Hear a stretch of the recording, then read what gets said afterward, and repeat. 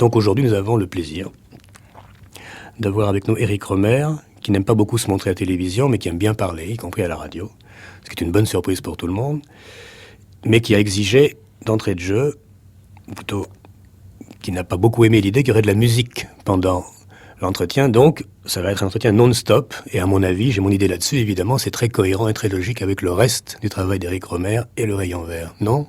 Oui, oui. Pourquoi ce serait pas bien qu'il y ait de la musique de temps en temps pendant qu'on parle? Non, c'est un film.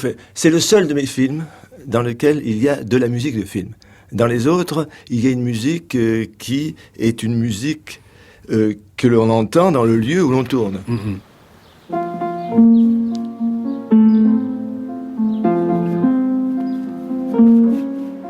Et par exemple, soit que quelqu'un joue, soit qu'on voit jouer, soit qu'on va jouer, soit qu'il y ait une radio, etc.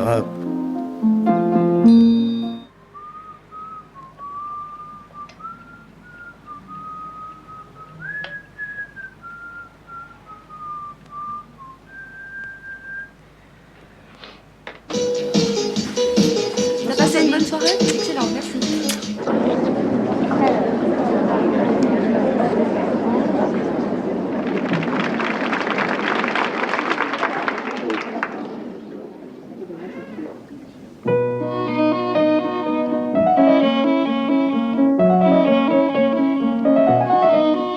Tandis que dans ce film, il y a une musique qui n'est pas située, qui n'est jamais située, et donc c'est une musique de film. Comment vous feriez pour la décrire, cette musique? Ben, pour la décrire, je pourrais dire Do, si bémol.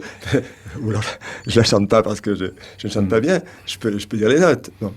Non, enfin voilà, si vous voulez, la musique du générique, il y a deux génériques. Le générique du début, le générique de la fin.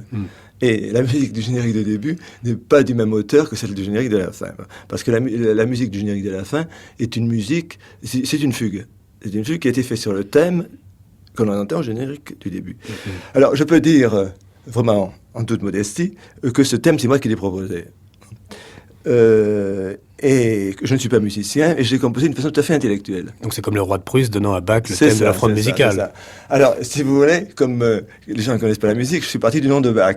Bon. Alors, le nom de Bach, vous savez que c'est B, c'est si bémol, A, c'est la, C, c'est do, et H, c'est si bécard. Bon, c'est ça. Et tout en essayant de voir ce que ça pouvait donner, finalement, le B a disparu, donc ça commence par Do, c'est-à-dire par C. Ensuite, vous avez H qui est Si, et de nouveau, on revient à B qui est Si bémol. Et puis après, ça s'en écarte.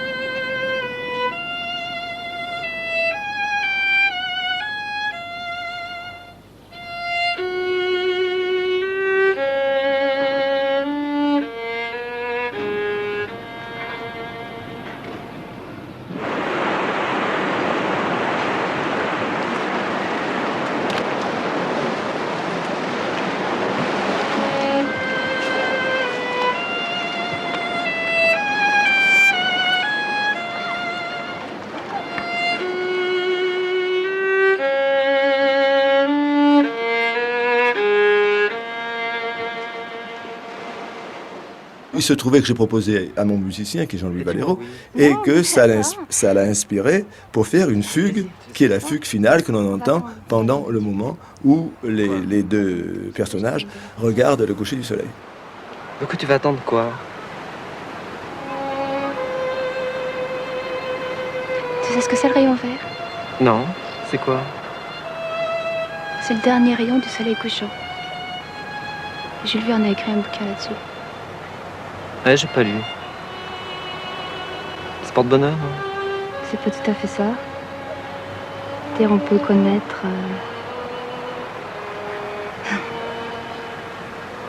À quoi? Je te dirai tout à l'heure. Attends. Tu me disais qu'on pouvait connaître quoi? J'aimerais bien savoir. Mais si...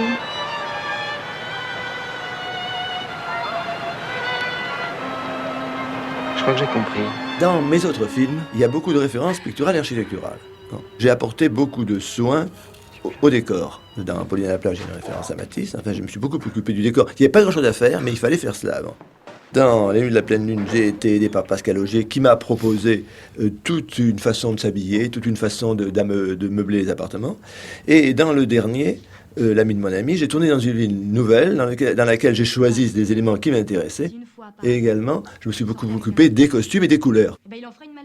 Donc, dans ce film, disons que j'ai pris les choses comme elles étaient. Cela dit, j'ai quand même choisi 2 ou 3 petites choses dans les costumes. Ouais. Par exemple, le rouge dont est habillée mon héroïne. Et je trouvais que c'était bien qu'elle soit habillée en rouge, enfin, elle aspire au rayon vert, mais elle est habillée en rouge. Pour le reste, effectivement, quand on a filmé des gens qui étaient chez eux, on les a pris comme ils étaient. Mais là, j'ai eu de la chance. C'est-à-dire, je crois que c'est un film qui repose sur la chance. Il s'est trouvé qu'il y a eu beaucoup de rouge, c'est-à-dire que c'était une époque où, disons, le rouge était à la mode. Donc, il y a dans ce film un contraste, des couleurs assez vives, un contraste assez fort entre le vert, qui est le vert de la verdure, oui, et, ou bien le vert, le bleu-vert de la mer, et le rouge dont sont habillés les personnages. Donc, en fin de compte, il y a tout de même quelque chose de plus ou moins médité, préparé. Je n'ai pas pris le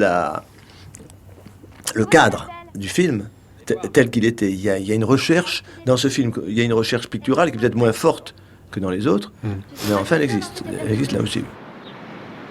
Je suis pas une aventurière. Il y a 3 moments dans ce film qui sont... que je n'expliquerai pas, mais enfin il se trouve qu'ils rythment le film, des moments de solitude dans la nature, qui sont ce moment-là dans la campagne.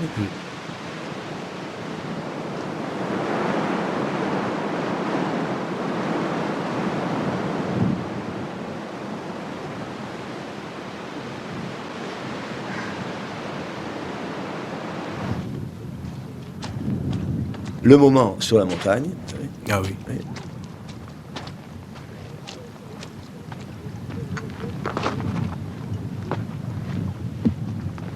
Quand elle va et qu'elle touche la neige. Oui, c'est très beau qu'elle touche la neige. Va.